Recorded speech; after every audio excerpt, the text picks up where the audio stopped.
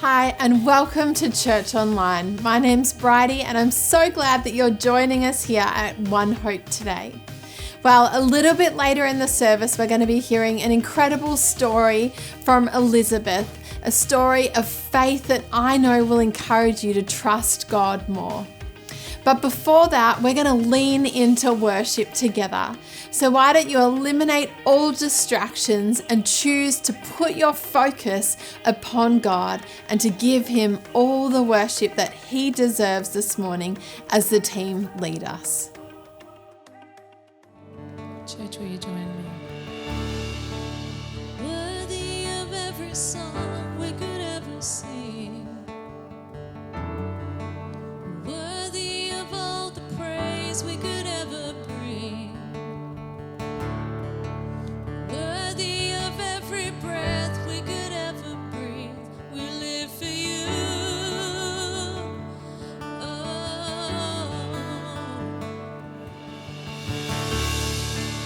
Jesus, the name above every other name. Jesus, the only one who could ever save. Worthy of every breath we could ever breathe. We live for you. Oh, we live for you. Holy, there is no one like you. There is none beside you. Open up my eyes in wonder. Show me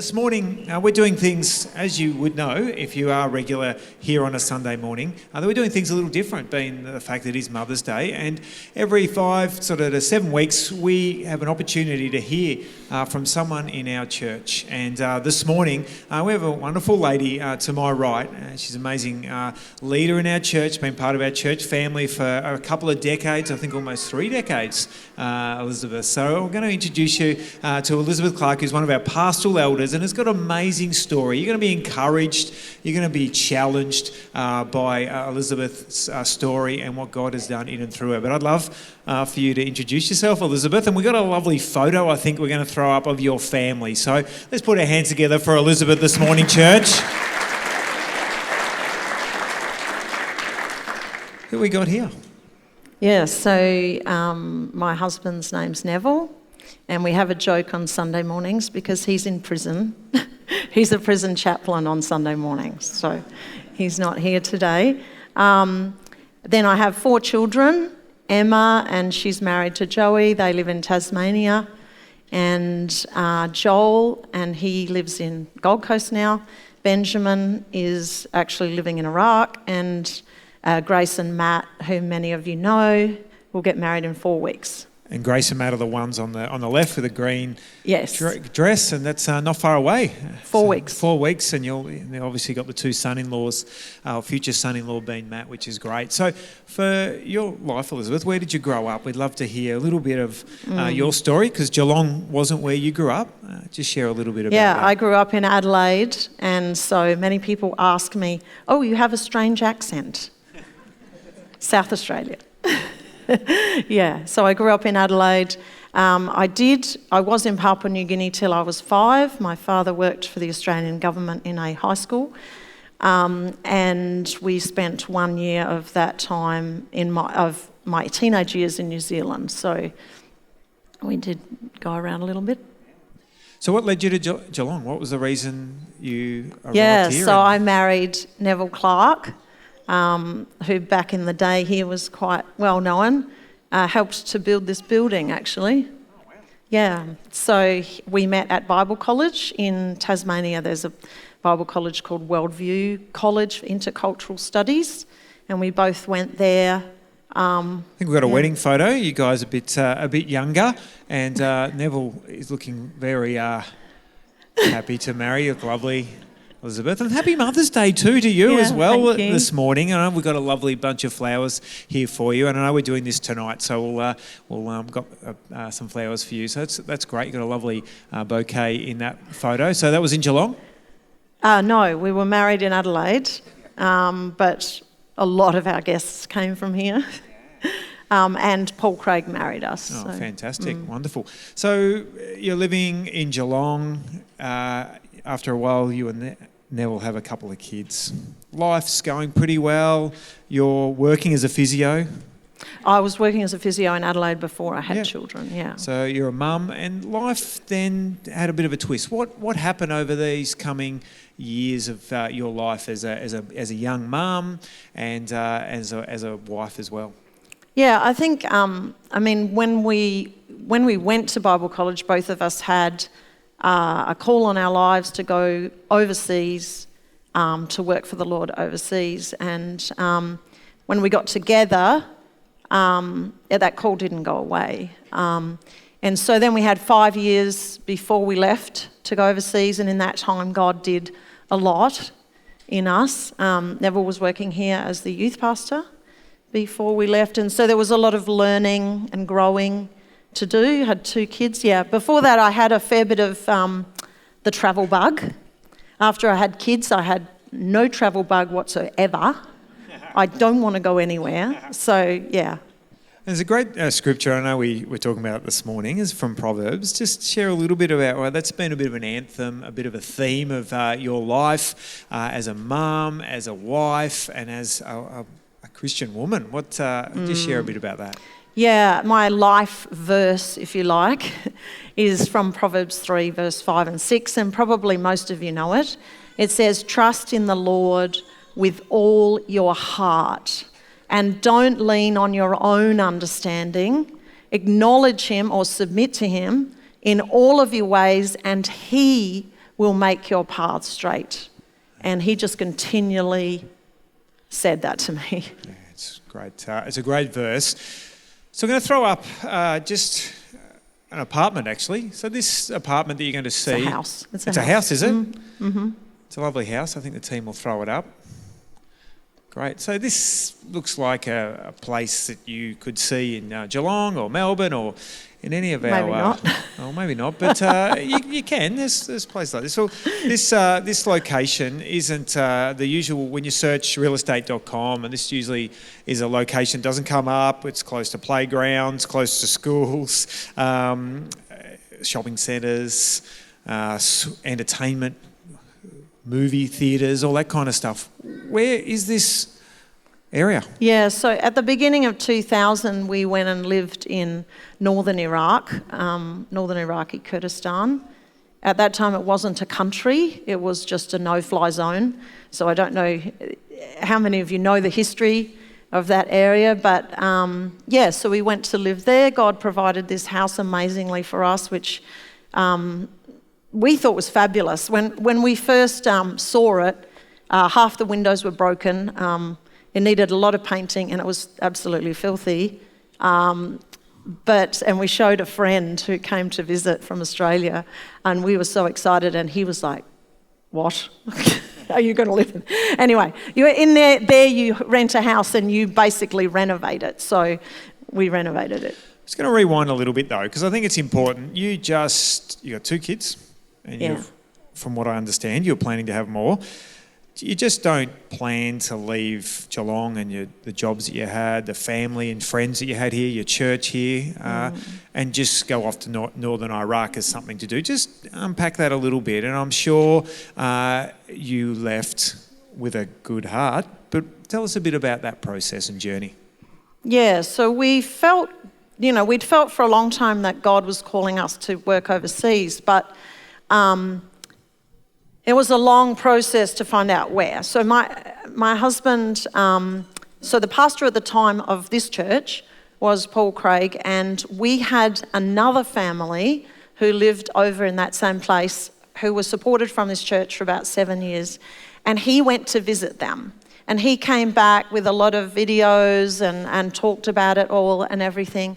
And my husband then probably took about 3 months to process, and he's an internal processor. So I didn't hear anything about this processing until one day we're walking and he says to me, "Oh, God's spoken to me. I know where we're going." I'm like, "Was it really?" And he says, I think God's calling us to Kurdistan. And I said, "You've got to be joking." Like, I haven't heard anything about this. Like, I was freaking out. So then I went on my own journey, and he let me, my husband, he knew I needed to know for myself from God. And so that was a long journey for me. I'm someone who does a lot of research. So if I'm like thinking about something, should I do something, like I read books. So I'm going to the library, every book on Iraq, every book on Kurdistan, every book on Kurds, everything I can find. And every time he's asking me, "So what do you think now?" And I'm like, "Oh my gosh, it just got worse. Like that place is just like war and violence and like, blah." Just unpack that a little bit, because it's blah. Yeah. Like, but this is in the 80s, 90s? 90. So this was early 90s? 98, 99. Okay, just unpack a little bit more again. It's important for those who may not be here and understand what was going on in Iraq through those times in the late 90s, early 2000s. It had actually, it's a hard one to do. But in 91, they fled to the border. The US set up a no-fly zone in that area. There was actually a border on the ground. So there was a Kurdish government, but there was no real government. There was no power. They were basically just, Saddam was in power. He was continually threatening. So he was the ex-president of Iraq, who was well known for his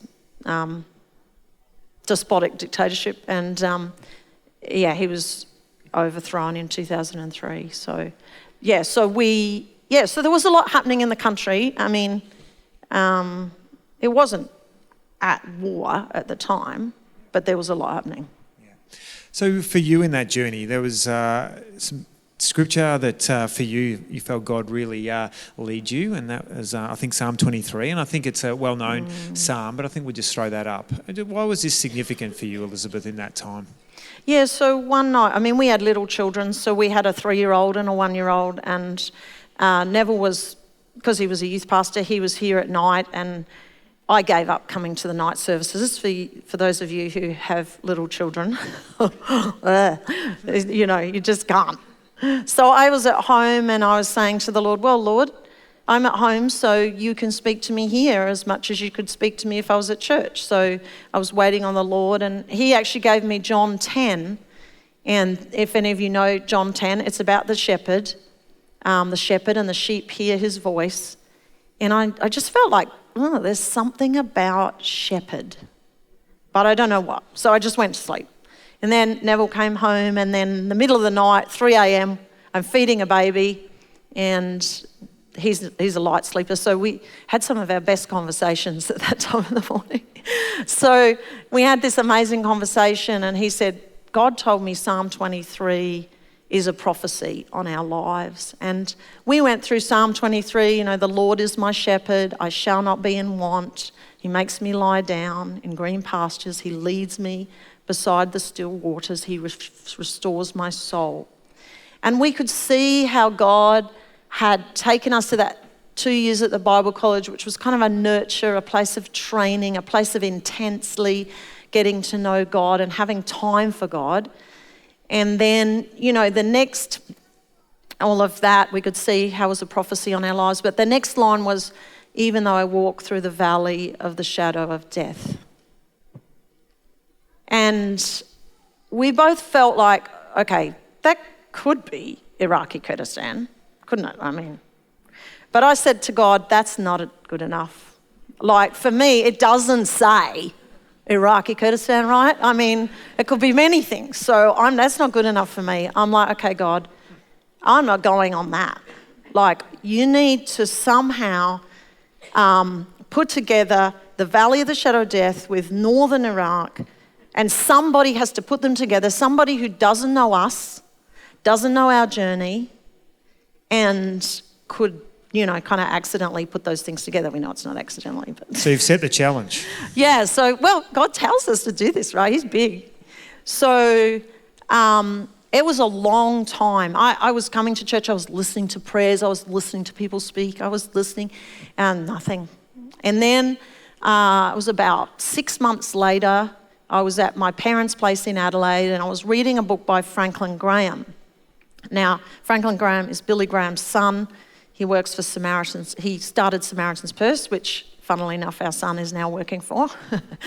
And he had this book, it just told stories from all over the world that Samaritan's Purse were doing. And there was one story where in 1991, when the Kurdish people fled from the northern Iraq across to the Turkish border because Saddam was coming to genocide them, they were helping the Kurds in Turkey that had fled in refugee camps along the border.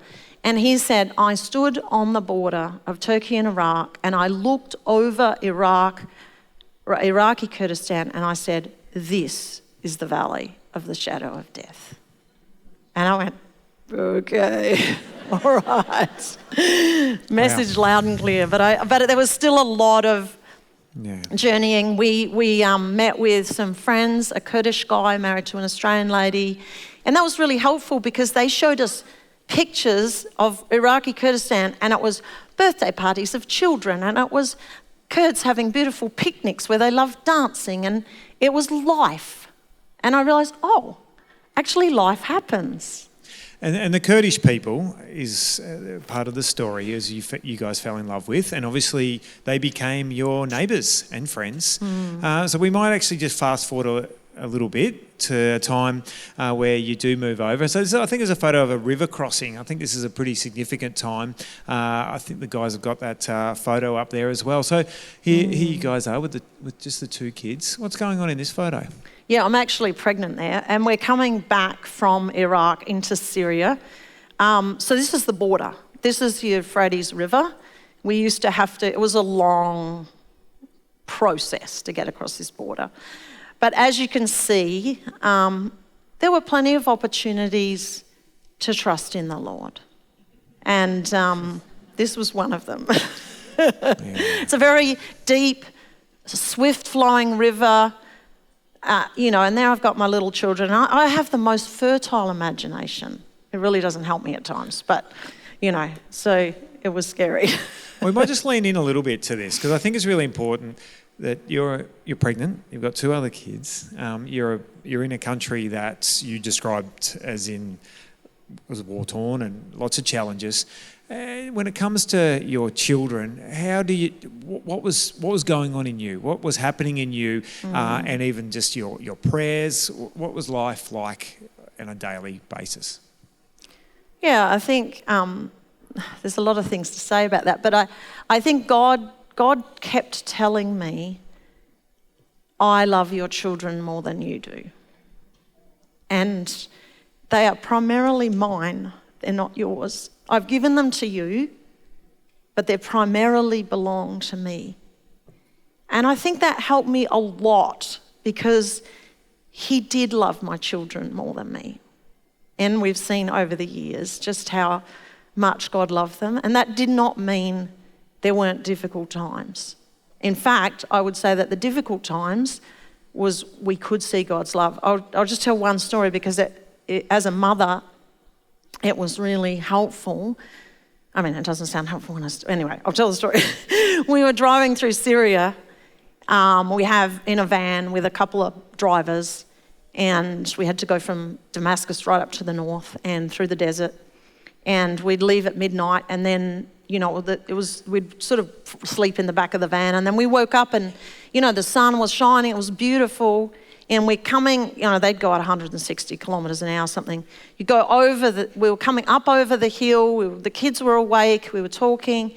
And then just as we hit the rise of the hill, on the other side of the hill there was a shepherd, and he was bringing his whole flock of sheep across the road. And we said to the kids, oh, look at the sheep. The next minute we hit the sheep. And there was about 10 sheep died, and there was other sheep were injured, and thankfully we didn't hit the shepherd. And so then, of course, when there's a accident in Syria, you have to, nobody's allowed to move. And then a flock of sheep in the Middle East doesn't just belong to one person, it belongs to a whole village. And each family has 5 or 6 sheep in the flock. And so for the next hour and a half, we sat in that van while the people turned up from the village and checked out, is this my sheep? And the women and children were hugging the sheep and moaning and wailing, and the men were rocking the van and yelling and screaming, and that went on for about an hour and a half. And it was interesting because I was so mad with God. I was so angry with God. I said, God, you brought us into this, and I've got my children here, and what the heck are you doing? And God said to me, open your eyes and look at your children.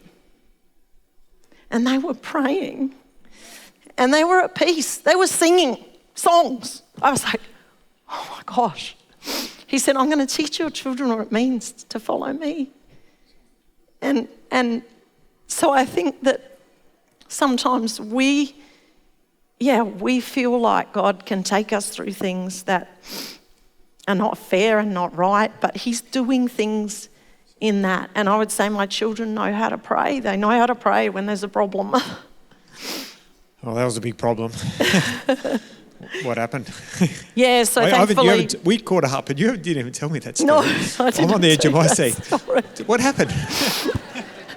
Yeah, so after that, it was a very interesting cultural experience too, because an advocate pulled over after about 10 minutes. He didn't know the drivers, but he takes on the advocacy position, and he tells the drivers what to do. And then the police turned up about an hour and a half later. And then we went to the police station, and then we just went on because it wasn't our issue. We weren't driving, so yeah, we just left. Sorry, I'm here listening to that advocate, yeah. Thinking of 100 different sermon analogies on that one. So focus, Mark. There's a quote, and I just want us just to lean in. I think it's the team could throw that up. It says, you said this when we caught up. It says, don't rush through the hard seasons. There's beauty there. What do you mean? You experienced that and through that story. What else did you learn through those hard seasons? Yeah, so much we learn through hard seasons, right? Yeah. Yeah, I think sometimes we don't like hard seasons, right? We don't want them. I don't want them. I still don't want them. I try to avoid them. But the thing is that we will have hard seasons. And it's interesting that we went through a year where we had 3 very close friends to our family be killed.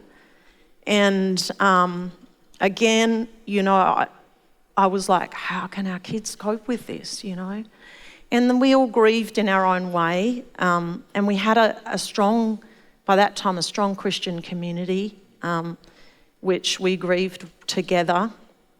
It was a very difficult time, but I watched the kids, each of them, work through it, both by themselves and together with others. And I think, for our family, like right from the beginning, even when the kids were really little, and I want to say thank you to Lynn Wright. I want to shout out to Lynn Wright. When we were here, I had a 3-year-old and 1-year-old. We had something called Playway, which is getting to know Jesus through play. And Lynn Wright would pray for all of us mothers. And she taught us to pray for our kids in the womb, to pray for our kids when they were little, to pray for our kids as they grew. And she was very instrumental in me being able to stand as a mother in a very difficult place with very little support, particularly at the beginning. And so I just want to give a shout out to Lynn. But I think as a family, we learnt a rhythm that helped us through the hard times. So the rhythm was Bible study together and prayer together and worship together. Now that looked completely different at different phases of our lives, very different. You have when they're really little, you just put the Lego out or the blocks or the drawing and read Bible stories and talk and dance and make musical instruments and, lots of stuff like that. As they get older, it gets a little more serious and you bring things to the Lord. But it was a rhythm, I think, that carried us through. And when I interviewed our kids a few years ago, I actually interviewed them because I was teaching on missionary kids and I had to do some teaching. So I interviewed them and I said, what do you think you would say to a family that are going to go overseas for the first time? And they said, do Bible reading and prayer together. And I think that applies to all of us, right? You might not be overseas, but there's plenty of hard times around. And we can either suffer with Christ or we can suffer without him. We're going to suffer. So let's suffer with him. That's good. I think, when we caught up, you did say this as well, another great quote. I wrote down so many things when we caught up. You said, going through suffering together builds relationship with God and one another. And I just love that. I just think that's such a great example that you shared as well with the family. And I think something when we caught up, Elizabeth too, and this came out in even acknowledging Lynn, is that sense of gratitude and thankfulness. And there was times when you couldn't take your kids to the local movie theatre and go to these amazing playgrounds and you weren't able to jump in an aeroplane and go to the Gold Coast. We didn't have any. There were no playgrounds, there were no supermarkets, there were no movie theatres, there wasn't even a park at the stage when we first went there. And I think that we had a town of 1 million and the number of foreigners were less than 10. And we were the only fully foreign family there, so that was hard at the beginning. But it changed. Yeah. It did. So tell us about what changed, because your living in Northern Iraq didn't change, but something shifted. How you serve the community, some of the opportunities that you got with the Kurdish people, inviting people to your home. What were some of the shifts, and your kids were front and centre in all of that? Yeah, I think one thing that shifted for me, I used to think about all the things I didn't have. We don't have a playground. And I was homeschooling the kids at that stage, and you read the homeschooling books, take them to the library. We had a library, actually. I went in there and I wasn't allowed to borrow any books and there was nowhere to sit to read them. So I thought, I don't know how anyone reads any of these books. Anyway, I found out later, much later, the process, which was pretty convoluted, but we got there. But so I could look at what we didn't have, but the Lord said to me, I want you to be thankful and I want you to see what you do have. And I began to realise that we actually had a garden. Many houses didn't have a garden. We had trees. Some houses didn't have trees. We then wanted to have culturally acceptable pets. So we had chickens and birds and pigeons and you name it, every type of bird, we probably had it. And then the boys, they had a squirrel that lived in their bedroom. They had a hedgehog in their bedroom. All culturally acceptable pets. And we became the house in the neighbourhood where everybody brought their sick animals. Well, that was a little bit of a burden at times, but I spent lots of time on the internet in those days trying to work out what do you do with a squirrel that's dragging its back legs and can barely move, you know.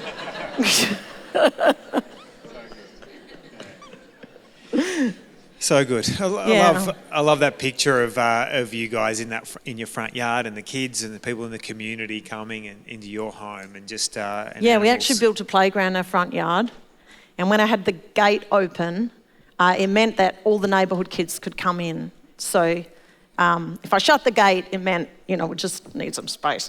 But if the gate was open, it was a playground for the neighbourhood. I'm going to quote you again, Elizabeth. I love this one. You said, life isn't about entertainment and pleasure. It's about people. God is about people. So that all sounds wonderful. But how do you live that out? How do you live that out? Because it's not just for your life in northern Iraq. That's for our lives today. Yeah, that's right. I think I began to realise, don't necessarily look at your surroundings. I mean, it's interesting because people are loved by God.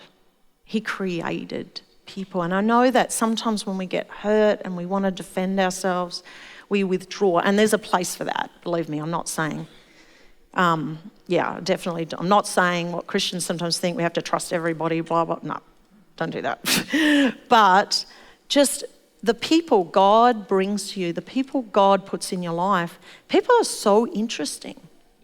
They're so interesting. Everybody has an incredibly interesting story. And it's just to sit and just be part of understanding and learning Kurdish culture, learning how people how they thought. That was fascinating. Learning to ask questions without assumptions and just entering their world. And we had so many beautiful friends who just let us enter their world. They really did. And it was just such a privilege. Yeah.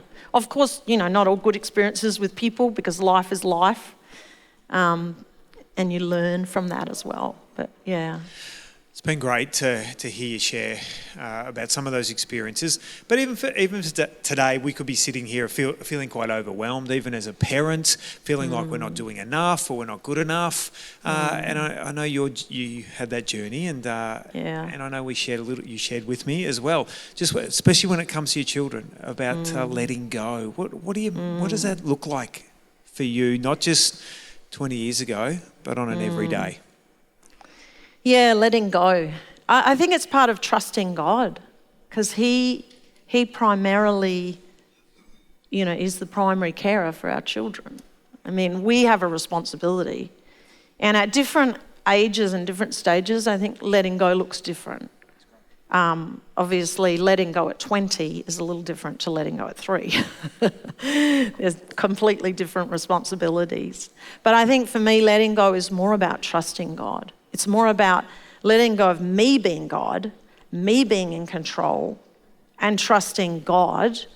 And I began to realise, why would I think that it would be better for me to be in control than this creator of the universe who created my children? It says he made them in my womb. He knows them. He knew them before they were born. He has every day planned in his book. Why would it be better for me to be in control?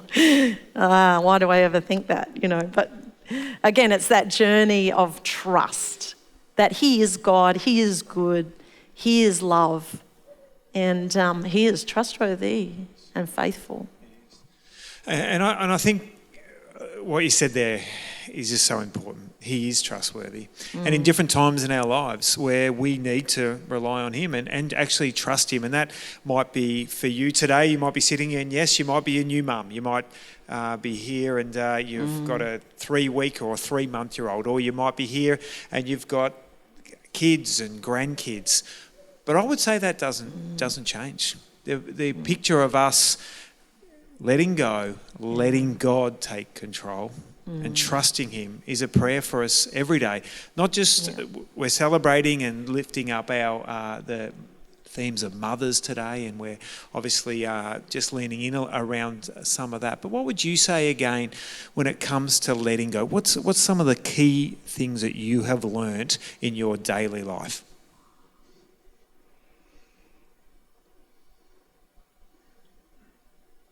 There's a lot of things, isn't there? Actually, I would say that, and I didn't share this, but I would say that one thing God's teaching me at the moment is this prayer, this type of prayer that is, which some of you might know, it's called palms down, palms up. And so you just go somewhere alone and you just give God, palms down is like giving God everything that's in your head. Because, you know, I'm a worrier. It's so funny. People say, oh, you must be so brave. I'm like, no, my gosh, if you were in my head, you would know that I wasn't. And I'm such a worrier and I get so anxious, and you'd think that I might have learnt by now, but I haven't. And so this palms down prayer is like, I just give Him everything that I'm worried about, I'm anxious about, all the people that I care about, the ones that, all the situations, everything. I just give it to Him. And I speak it all through, just giving to Him, just praying for them and laying it all down until my mind is like free of that. And I can then put my hands up and then I can rest. And I can rest and I can hear God quite often much better than just the noise in the head is not quite so much. But I also come to a place of peace, you know. So I've learnt that lately. But I think, again, always God says, come to me. He really is. And He talks about being the place of rest. And He really is, yeah. It's been great. Place of rest. I even feel this morning that I'm going to invite our team up and I'm going to lead us in prayer. And I think, and actually I know that even this morning there may be those here this morning that just that place of rest is where you need God's peace over your circumstances, over your life. And I'm going to lead us in a prayer this morning. But before that, I'd love for you to put your hands together for Elizabeth this morning, who has shared so openly about her journey, their story as a family. It's been an encouragement. So I'm going to stand. I'm going to invite you to stand with me this morning. I'm going to grab the team to come and lead us in prayer. And I encourage you, even this morning, you might relate to what Elizabeth said when she said there might be things going on in your head, in your life. Might be people, might be your own circumstances, might be your own work situation, a family situation that's really hard. And I encourage you, even right now, is just with everyone with their eyes shut, just shutting your eyes, is just even that gesture with your hands pointed down is just to let go. Just to give that to God, even right now, whatever thoughts they are, whatever situation, whatever circumstances right now, just to let go. And then we just turn our hands around and just open your heart and open your hands to God and say, God, I trust you. I put my trust in you, God. I lean not on my own understanding, but I acknowledge you in all of my ways.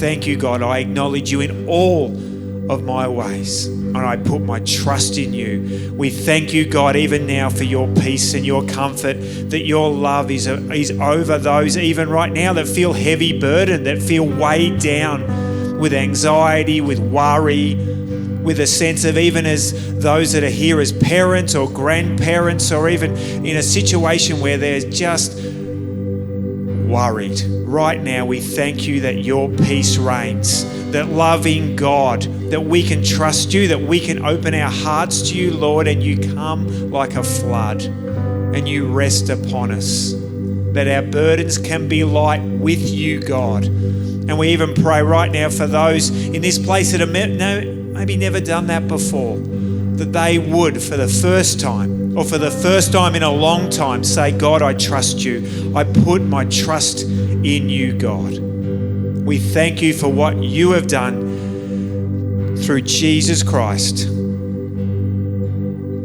We acknowledge your goodness. We acknowledge you, God, in this place this morning, for you are worthy of our praise. We lift up your name, God, for you are a mighty God. We thank you for all that you've done and all that you are going to do, and we trust you, Lord. And all of God's people said, amen. Wow, what an incredible story. I hope that you were blessed and challenged by that. I know that I was. As you go about your week, why don't you look for opportunities to surrender control of things to God and to trust Him with them as you go on the journey of faith. You know, if you live in the local area, I want to encourage you, why don't you come along and join us sometime? We'd love to meet you in person. And if you want to discover more about who Jesus is, maybe you don't yet have a relationship with Him, but you have questions or you'd just like to know more, why don't you jump on our website, fill in the Connect card, and one of our team would love to be in contact with you and explore a little bit more about what this might mean for you. Have a fantastic week.